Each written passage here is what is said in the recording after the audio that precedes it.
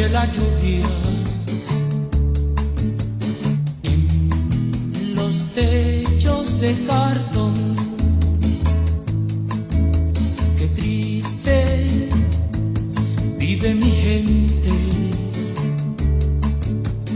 en las casas de cartón. Viene bajando el obrero, casi arrastrando sus pasos por el peso del sufrir. Mira que mucho ha sufrido,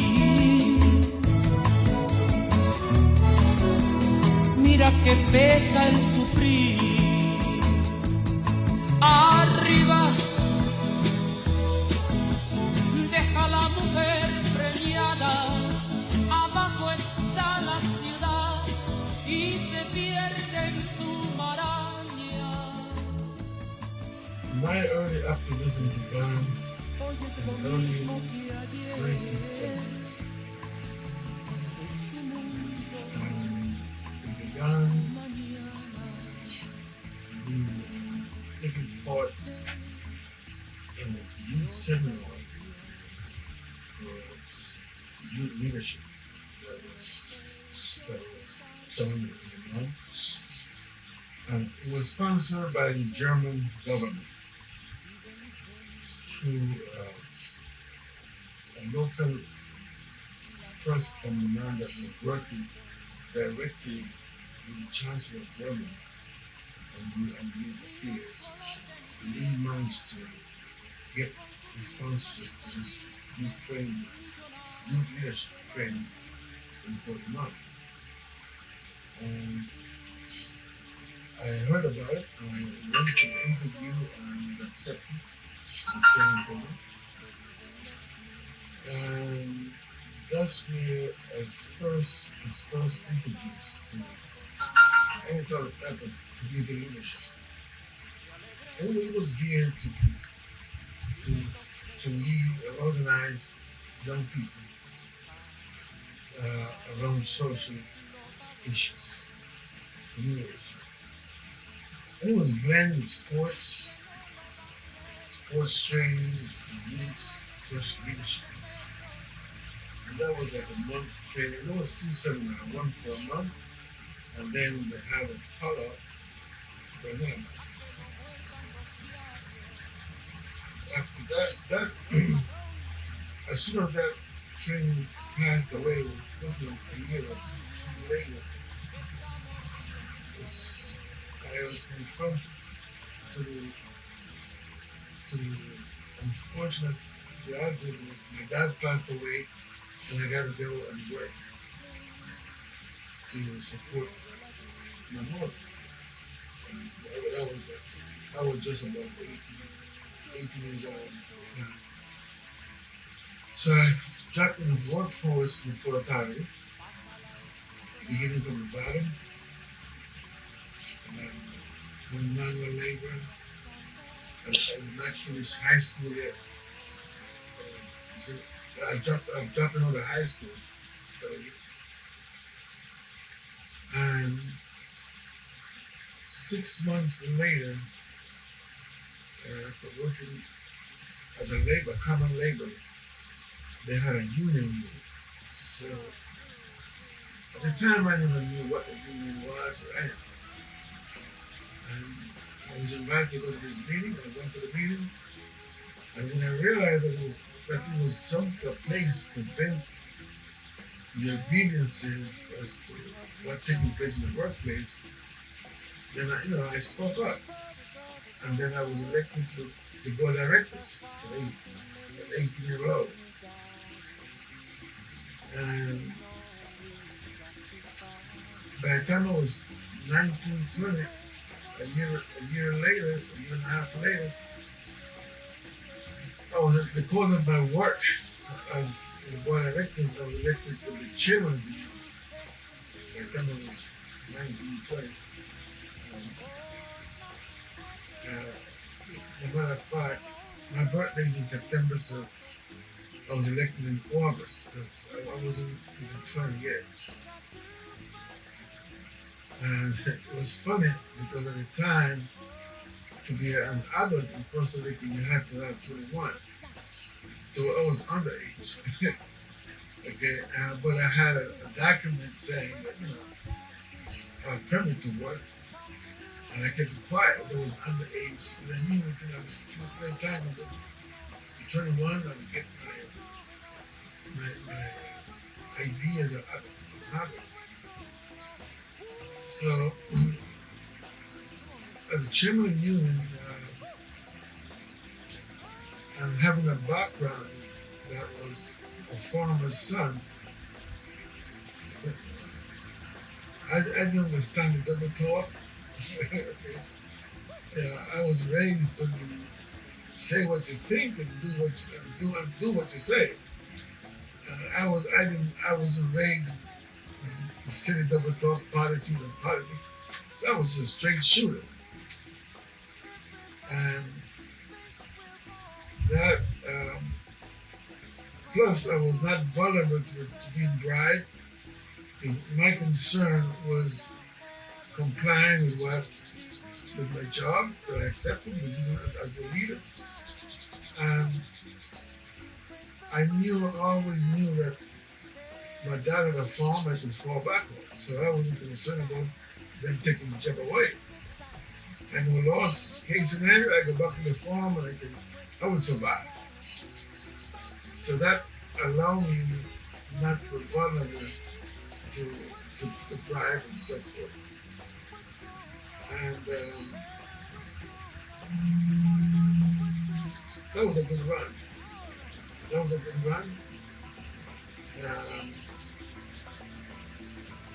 I was probably one of the most, at the time was considered to be one of the most radical unionists.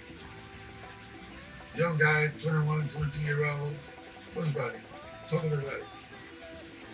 In the sense that I didn't accept any underhanded bargaining last night. And that gave me some fame, and that made me a target, a major politician. I was a target. They want to get rid of me somehow. And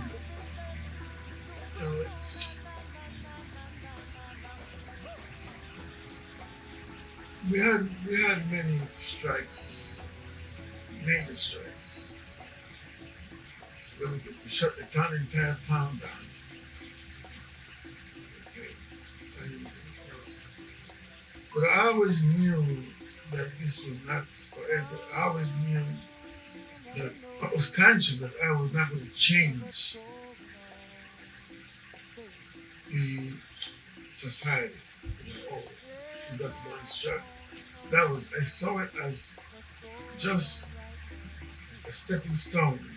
I would do my part and someone else would come to continue the struggle. That I would not take it to the end as a liberator, so to speak.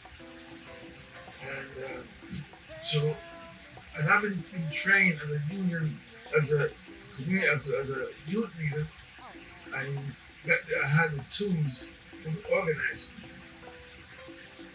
or to plan activities.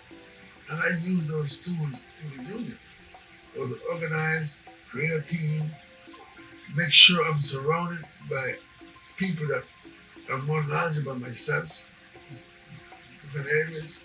So I made a team of 5, 6 guys that was college graduates in different areas. And it was not like a one-person leadership, it was like a teamwork. And that gave us a lot of success. Then, it's in that frame of mind, I think conscious that was not the end of the road. It was just a contribution to the entire struggle. The first opportunity I got, with a strike, I secured land for the workers to build the employee housing, the land that the company owned and the proletariat owned, and was not use it at the time. And I got it secured, and also a saving and investment plan where for every dollar the workers put in, the company, it was a matching fund, the company put a dollar or two, I forget the exact amount. It was a matching fund. At the time, it was something new. I don't know where I got the idea from, but it was a matching fund that grew to a tremendous amount of money. And that fund is what was used to finance the constructions. That way, the workers would not have their houses with a more bank mortgage. Okay? It's their own fund mortgage owed of the houses. So my idea was if the fund is there, it belongs to them, and that's the mortgage owner, then they own the house. There's no way they can lose it. The chance of losing their home would be very slim. And if they close the company down, then they have their houses. And that was my dream.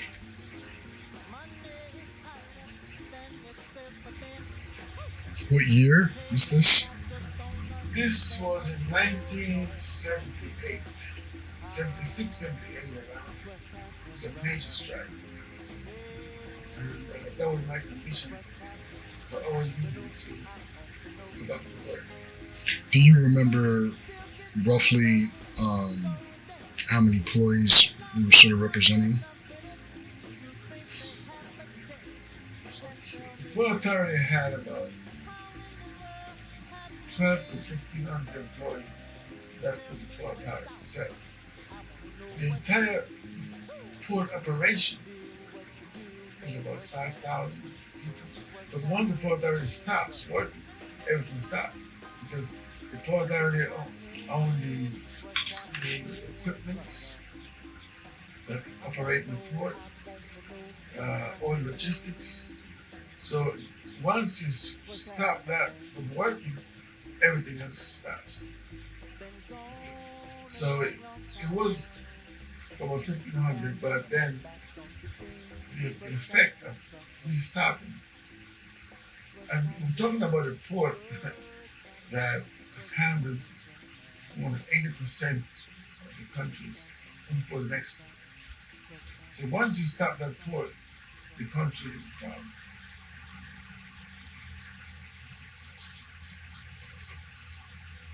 So that, and you created some problems. Good, right. Problems. Now, when I realized that I've done to my belief the best I could have done in six years of chairmanship of the union. By then I was 25 years old, 5-6 years old, 25 years old. I decided it was time for me to get a formal education, able to move to another level in politics and leadership. And I chose not to do it nationally because I was known as a leader nationally. So I said, if I go to the University of Costa Rica, they're going to recruit me or bother me to take part in the University Association of Movement, which they had a strong movement to leftist movement. And I said, I want to study. I want to just concentrate on my scholar. Because I had a doubt of my ability to be a good student, because in high school I just walk out. It was boring to me. It was just boring. I just walked out of high school. So I got my high school degree. Actually, I got an honorific high school degree. After a few years, they brought it to my house and says, "Here it is." The director of the high school came to my house and gave my mom an envelope. He said, "Give this to your son. He will need it. He deserves it more than seeing what he's doing now." So that was like a honorary degree. Wow. Okay. So in my mind was, do I deserve this or not? So now I happened to bump into the executive director of the Port Authority one night. I was about 9 or 8 o'clock. I was crossing the street, and he stopped his car and said, "Hey man, what you doing?" I said, "I'm working." He said, "What you up to?" I said, "No, you know what? I'm thinking I'm going to study. Uh, I'm thinking I'm applying for scholarship to go to the U.S." He said, "You're kidding me now?" I said, "No, I'm serious." He said, I don't believe you." He said, "If you're serious, bring the application in." And the following day, I took an application because the Port Authority gives scholarships to the communities, residents to study in different universities. You know, it was a classic program in the company. So I went and I put it in. I put it in to go to Austrian University in the US. Go to Columbia, I put it to Columbia University. Okay, in New York. I put it on like a Tuesday or Wednesday, and by Friday it was approved. 6,006. Well, the time was $677 a month for 5 years to study industrial engineering. No, sorry, industrial psychology. That's what I put it in. When I landed in the U.S., I realized, okay, at the end of the day, I ended up being to Austrian University in Ohio to be close to my cousin's house. At the end of the day, when I got to the U.S., it was enough, it was sufficient to pay room and board in college, $600 a month. But soon after, the dollar changed and they started shortchanging my money. The exchange rates fluctuated, and even when the contract was signed in dollars, they started shorting the money. And I tried going to Columbia University, and that was just too expensive. I couldn't afford to pay. Then I couldn't afford to pay Austria private. Yeah, I went to Austria for like 2 semesters. That was it. And I realized the money was just enough to go to community college. And that's when I enrolled in Manhattan Community College. It was cheaper. And then the family stopped sending, after a year, they stopped sending my money. And even when I had a contract, they just stopped sending my money. So now I had to choose between coming back to Costa Rica, filing a lawsuit because I had a contract, a valid contract, and fighting a lawsuit to get my money back. I decided I wasn't doing that because my fight was never personal. I decided I was not going to fight for something personal benefit in hell of it.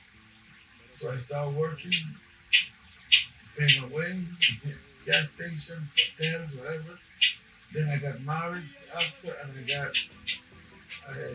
my mother-in-law suggested at the time that why don't I get married? And she found that if I get married, I could get papers and whatnot to my residence in America. And I did that. We spoke and we said, we shook hands and says, to death do us part or divorce, whichever comes first. That was what our American commitment. To death do us part or divorce, whichever comes first. Okay? So we did, and I went to college. I get some tuition, some student loan. I got student loans, which paid for my college. And then after that, I paid back the U.S. government. I think only a year I paid them back, the student loans. And that's the way I get my family vacation. I paid my way. And even when I paid my way, I came back after I graduated to Costa Rica. So I went back to the company, the Port Authority, and I offered to work. My contract said I should work for a few years. The same number of years that they gave me a scholarship is supposed to work for the company. They paid me paid some money for 2 years or a year and a half. So I went into work a year and a half.